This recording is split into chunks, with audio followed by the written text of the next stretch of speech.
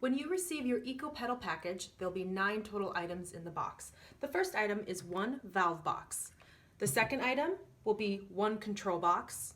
The third item will be the plug-in, which you will use to control this control box. Other items include 2 connecting hoses, one end being 1/2 inch, the other end being 3/8 of an inch. You'll also receive 1 foot pedal and 2 connectors. Finally, you will receive 4 screws. The screws are optional if you would like to connect these pieces to the wall itself.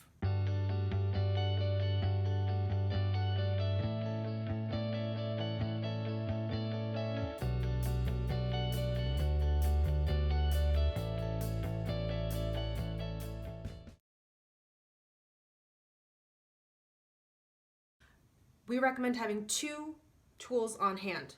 Mandatory to have the adjustable wrench, and secondly, as an option, is have a Phillips screwdriver. And this is only necessary if you plan to use the screws to adjust these 2 items to the wall.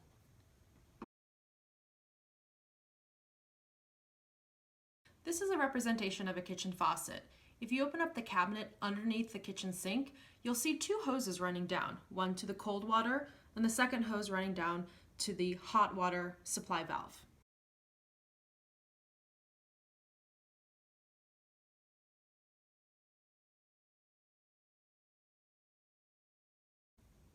The first step to installing the EcoPedal is to make sure both the cold and the hot water valves are shut off underneath your kitchen sink. You can go ahead and test to make sure that you've shut off the water properly.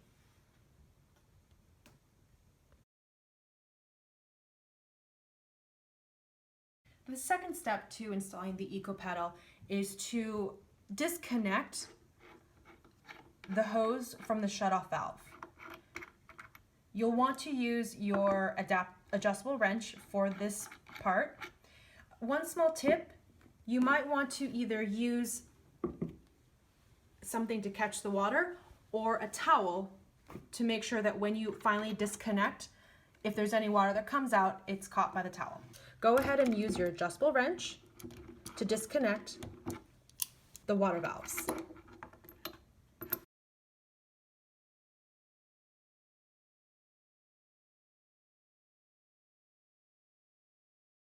The next step is installing the valve box, but before you do that, just make sure that you see which side the water should be flowing into, which has these 2 white filters. This is where the water flows in, and then on the back side you can see here there are no filters. This is where the water flows out.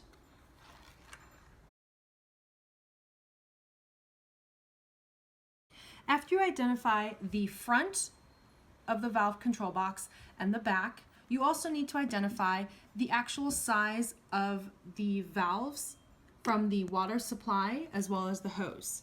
Chances are, if your home has been renovated in the past 5 years, the size of this valve will be 3/8 of an inch, as will this end of the hose. If your house has not been renovated in the past 5 years, chances are both the opening as well as the hose will be 1/2 inch.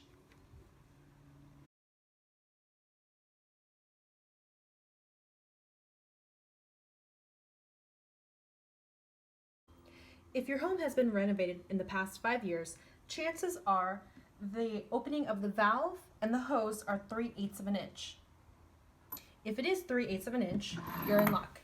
You can connect the hose connector right to the opening because they're both 3/8 of an inch. And then the 1/2 inch side, you can connect to the front. Make sure that you connect it to the filter side. Connect it right to the valve box. Once you've connected the hose to the valve box, go ahead and take one of the adapters. Make sure that you take the 1/2 inch side and connect it to the back of the valve box. The back of the valve box, again, does not have the white filter. Once you connect the adapter, the opening is 3/8 of an inch, as is the hose, and you can connect easily.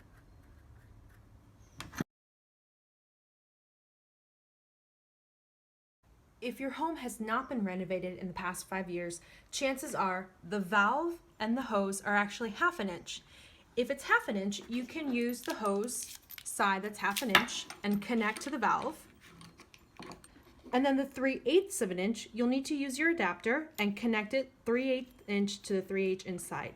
This 1/2 inch will automatically fit the front part of the valve.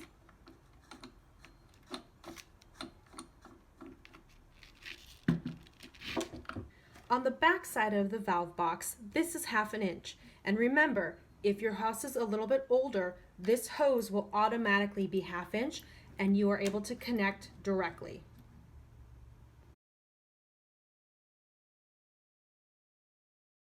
Once you connect the water supply valve to the hose and the hose to the valve box and the valve box to the hose that leads up to the faucet, you can go ahead and connect the control box. And as you can see here, you've got a small wire with a small end, and you want to connect it into the same sized part of the control box.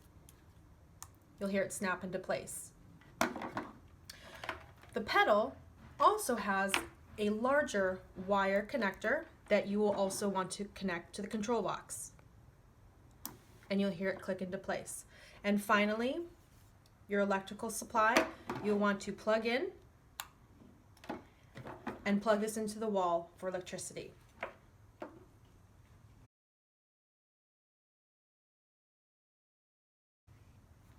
To test, you go ahead and you want to open up the valves